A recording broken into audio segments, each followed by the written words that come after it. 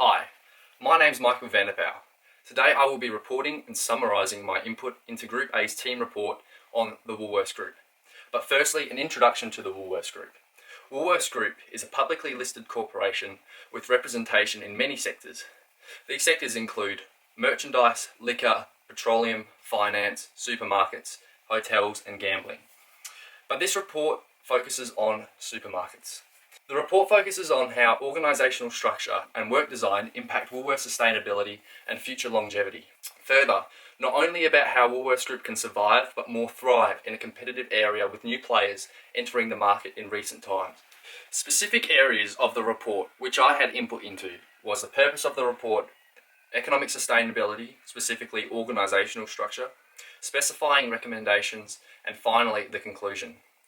The report highlighted to me the importance of planning for the future. Woolworths Group foreseeably has a number of hurdles and challenges it must overcome, specifically in terms of trying to reduce its expenditure and becoming a more efficient company. Additionally, Woolworths Group needs to continue to achieve sustainability across all three segments of the triple bottom line, specifically making roles within the supermarket more flexible towards a common goal with a more rotational structure. Since writing, we recommended Woolworths reassess departmentalisation, which they have.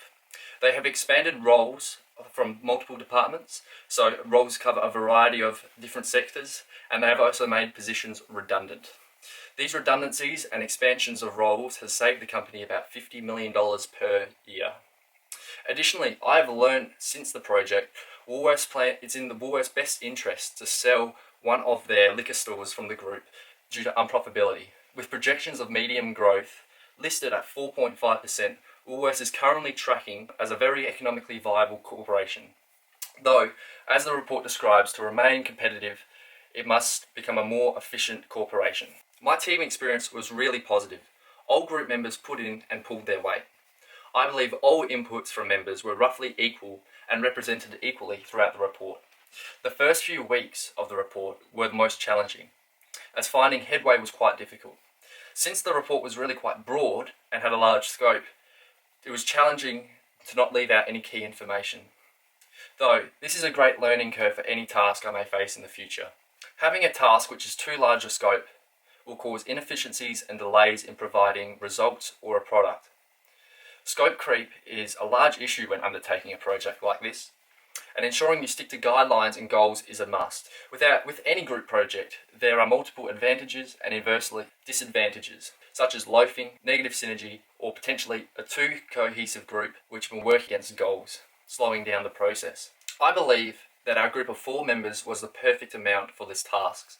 Any more, and we would have struggled to communicate effectively what the goal was, and segmenting tasks would be far too difficult.